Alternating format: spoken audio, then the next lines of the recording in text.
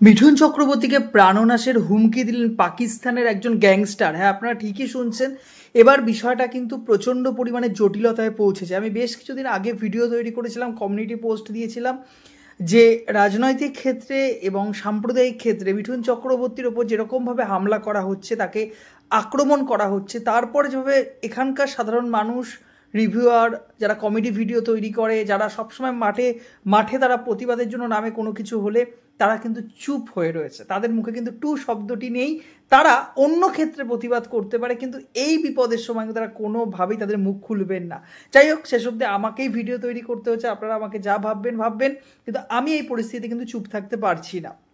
Recently আপনারা জানেন যে তৃণমূলের তরফে একজন বিখ্যাত মানুষ আর কি, তিনি বিখ্যাত বলবো না, অবভিয়াসলি তিনি এই মন্তব্য করার পর আরও প্রচারের মাধ্যমে এসেছেন এবং মিঠুন চক্রবর্তীকে বলা ভুল, তিনি একটি সম্প্রদায়ের বিরুদ্ধে কীরকমভাবে আক্রমণ করেছেন আপনারা জানেন। তার পরবর্তীতে মিঠুন চক্রবর্তী তাকে নিয়ে কিছু কথা বলেছেন এবং বাস্তবিক অর্থে ওই যে তৃণমূলের যে ছিলেন আর কি প্রতিনিধি, তিনি কিন্তু একটি গোটা সম্প্রদায়ের বিরুদ্ধে বলেছিলেন। কিন্তু মিঠুন চক্রবর্তী কোনো সম্প্রদায়কে কেন্দ্র করে বলেন, তিনি কিন্তু ব্যক্তিকে উদ্দেশ্য করে বলেছেন। এখানেই কিন্তু পার্থক্য। এর আগে আপনারা জানেন তার বিরুদ্ধে পুলিশে কেস করা হয়েছে, সেখানে রাজনৈতিকভাবে তাকে অনেকে সমর্থনও করেছেন এই কেসটিকে এবং তাকে জেলে গ্রেপ্তার করা নেওয়ার কথাও কিন্তু বারবার করে উঠেছে। তবে এবারে যেটা হলো, আপনারা জানেন লরেন্স বিষ্ণুই, যে কিন্তু সালমান খানকে ক্রমাগত প্রাণনাশের হুমকি দিয়ে এসেছে। সালমান খানের বিপদ অবভিয়াসলি আপনারা জানেন, তার থেকে শাহরুখ খানকে বিভিন্ন সময় হুমকি দিয়েছেন।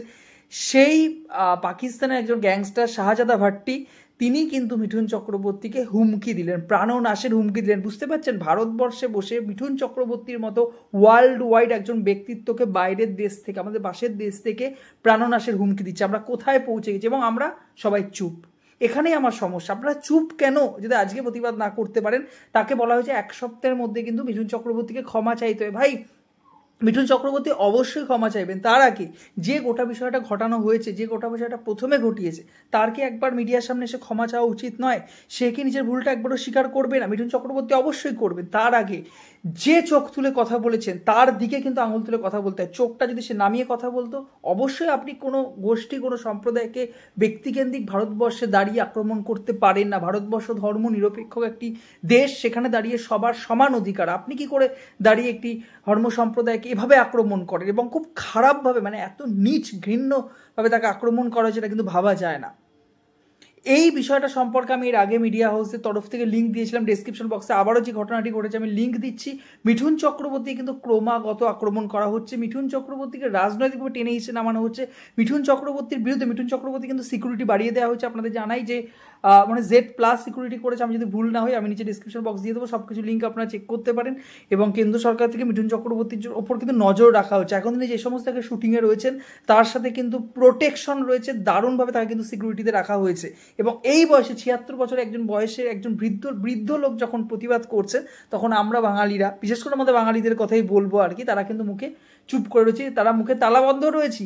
তারা অন্যান্য কিছু প্রতিবাদ করতে পারবো, তারা অন্যান্য কিছুর সময় রাস্তায় নামতে পারবো, তারা অন্যান্য কিছুর সময় ইউটিউবে ভিডিও করে ভরে দিতে পারবো, কিন্তু যেহেতু এই ক্ষেত্রে ইউটিউবারদের ভয় রয়েছে, ভাই আমি ভয় পাই না। আমি আগেও বলেছি আমি ভয় পাই না। আমার ভিডিও তুলে দেওয়ার হুমকি এসেছে, আমি অবভিয়াসলি প্রাইভেট করে দিয়েছি, কিন্তু আমি আগের ভিডিওটা রয়েছে, এই ভিডিওটাও কিন্তু আমার ইউটিউবে থাকবে, এটা কিন্তু মাথায় রাখবেন।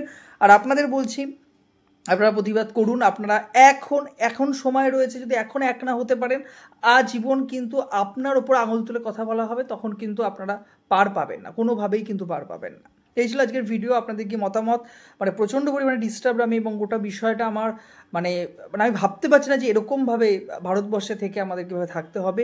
যাই হোক, আপনাদের বলছি যে আপনারা সাবধানে থাকুন, আপনারা দেখুন কি করবেন গোটা বিষয়টাতে নিয়ে, এবং ভাবনা চিন্তা করা এবার প্রয়োজন, এবং গোটা বিষয়টা কি করে হ্যান্ডেল করা হবে আমার অন্তত ভাষায় প্রকাশ করতে পারছি না আমি নোংরা ঘটনাটাকে।